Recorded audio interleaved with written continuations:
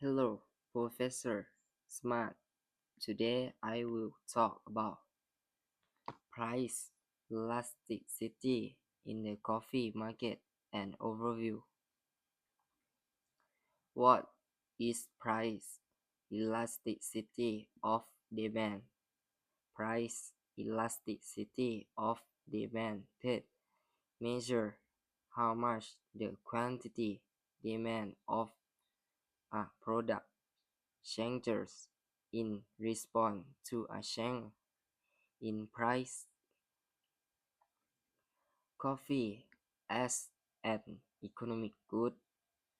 Coffee can be a necessity for some and a luxury for others. Substitutes include tea and cocoa. Factor affecting price of coffee. Availability of substitute, necessity level, brand loyalty, and time period. Case study: when coffee prices increased in 2021, many consumers reduced their consumption or switched to cheaper brands. Elastic weight in elastic coffee. Arabica, elastic weight instant coffee.